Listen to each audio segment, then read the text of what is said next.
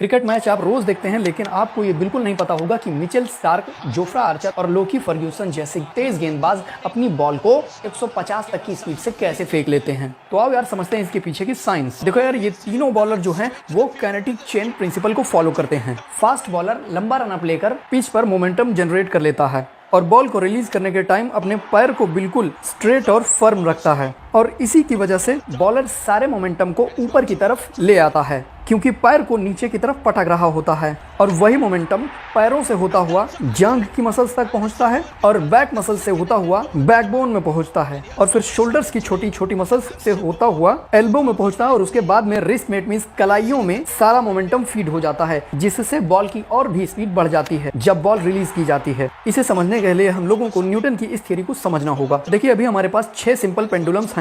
अगर हल्की सी मूवमेंट पीछे वाले पेंडुलम को कराई जाती है तो सबसे आगे वाला पेंडुलम बहुत ही तेजी स्पीड के साथ आगे मूव होता है। मोमेंटम का मतलब ही होता है कि value of mass into speed. जैसे ही पीछे वाली बॉल्स को मूव किया गया है, सारा मोमेंटम की स्पीड आगे वाले पेंडुलम की बॉल में स्टोर हो गई है और उसकी स्पीड पहली वाली बॉल के कंपैरिजन में बहुत ज्यादा बढ़ी हुई है। सेम यही प्रोसेस बॉलर्स के साथ भी होता है। मोमेंटम पैरों से होता हुआ जांघ में आता है और उसके बाद में बैकबोन से होता हुआ शोल्डर में आता है और उसके बाद में कलाइयों में स्टोर हो जाता है, जिससे बॉल की स्पीड बहुत ही ज्यादा बढ़ी हुई लगती है, जो कि बहुत ही ज्यादा खतरनाक डिलीवरी बन जाती है। मोमेंटम बॉडी में चेन बनाती हुई कलाइयों तक जाती है। इसी को हम लोग काइनेटिक चेन प्रिंसिपल या kinetic linking of human body बोल सकते हैं। आपने क्रिकेटर्स को बॉल स्विंग कराने के लिए पसीने से, थूक से और तौलिए से बॉल के एक साइड को चमकाते हुए जरूर देखा होगा, जिससे वो बॉल को बहुत अच्छे से स्विंग करा सकते हैं। ये बात हम पिछली वीडियो में डिस्कस कर चुके थे। लेकिन क्या आप जानते हैं, जब बॉल नई होती है तो दोनों तरफ शाइनी साइड होता है, तो ऐसे में बॉल स्विंग कैसे करती है? तो आओ यार समझेंगे इसके पीछे का साइंस। ग्लेन मैकग्राथ से लेकर के मोहम्मद शमी तक ये ऐसे बॉलर्स हुए हैं जो न्यू बॉल को बहुत अच्छी तरह से स्विंग कर सकते हैं। जब बॉलर बॉल को नॉन स्विंग के लिए फेंकता है तो बॉल की सीम को बिल्कुल सिमेट्रिकल, इट मींस खड़ी सीम रखता है। ऐसे में बॉल के दोनों शाइनी साइड से एयर लैमिनार फ्लो में फ्लो करेगी, इट मींस स्मूथ फ्लो करेगी, जिससे बॉल के पीछे हल्का सा एयर सेपरेशन क्रिएट होगा, जिसे वेग कहते हैं। और ऐसे में जब बॉल पिच पर पड़ेगी तो नॉन स्विंग डिलीवरी होगी। लेकिन जब भी बॉलर को न्यू बॉल से स्विंग कराना होता है तो बॉलर बॉल को एसिमेट्रिकल सीम से, इट मींस तिरछी सीम से पकड़कर फेंकता है, और जब बॉल तिरछी हो जाती है तो बॉल के लेफ्ट साइड में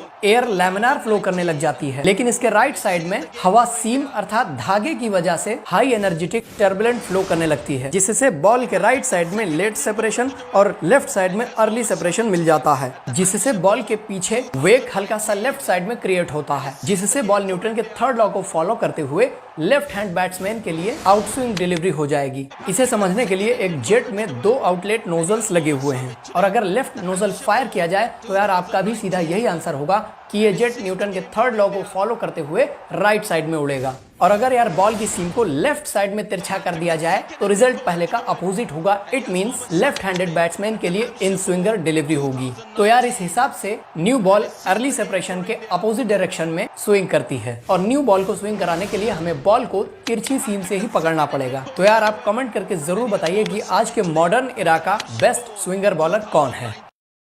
क्रिकेट में आपने बहुत सारे बॉलर्स को बॉल को स्विंग कराते जरूर देखा होगा, लेकिन पूरी क्रिकेट हिस्ट्री में लसिथ मलिंगा जैसा बॉलर ना कोई हुआ है और ना शायद ही कभी होगा, क्योंकि बाकी बॉलर्स जो थे वो in swing, out swing, it means conventional swing करते थे। उनकी बॉल बहुत ही ज्यादा फास्ट हुआ करती थी, लेकिन साइड स्पिन करती थी। तो यार क्या है लसिथ मलिंगा की बॉलिंग के पीछे का साइंस, आइए समझते हैं। जब भी लसिथ मलिंगा बॉल फेंकते थे तो उनकी बॉल साइड स्पिन करती थी अराउंड वर्टिकल एक्सिस, लेकिन यूजुअली बाकी बॉलर्स खड़ी बॉल डालते थे। साइड स्पिन की बॉलिंग में जो हवा की मूवमेंट होती थी वो बॉल के दाएं तरफ हायर स्पीड प्रोवाइड करती थी, जबकि लेफ्ट में न्यूटन का एक्शन रिएक्शन लॉ वर्क करता था और एयर स्पीड को लो कर देता था, जिससे लेफ्ट साइड में प्रेशर ज्यादा हो जाता था और राइट साइड में प्रेशर नीचे की तरफ हो जाता था। और इसी फिनोमेना को मैग्नस इफेक्ट भी कहते हैं, जो कि फास्ट बॉलिंग के साथ साथ मैग्नस इफेक्ट के साथ साथ बॉल को अच्छे से स्विंग भी कराता था, बिल्कुल वैसे ही जैसे फुटबॉल में बनाना किक होती है।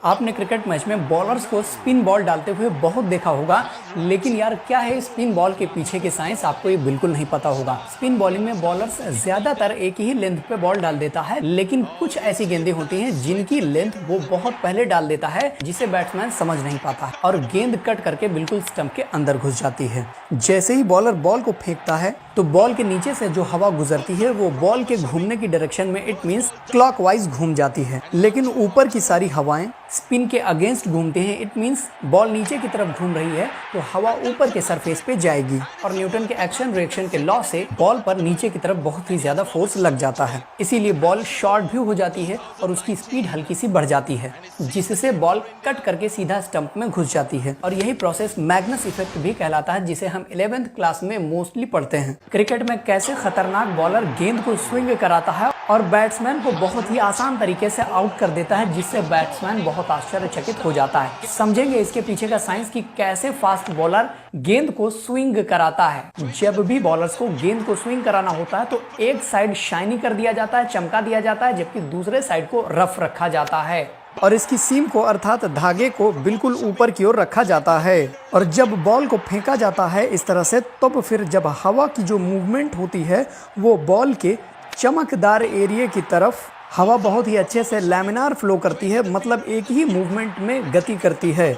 और जबकि गंदे वाले साइड में, रफ साइड में टर्बुलेंट फ्लो करती है। इट मींस उतार चढ़ाव के साथ हवा को मूवमेंट करना पड़ता है। तभी शाइनी साइड की तरफ से हवा को बहुत ही जल्दी सेपरेशन मिल जाता है और जबकि रफ सरफेस से लेट सेपरेशन मिलता है। हवा के शाइनी तरफ से जल्दी ही गुजरने की वजह से बॉल अपोजिट डायरेक्शन में, इट मींस रफ साइड की डायरेक्शन में फोर्स लगाती है, जिसका रिजल्ट ये होता है कि बॉल रफ साइड में स्विंग कर जाती है, जो कि राइट हैंड बैटर के लिए होता है।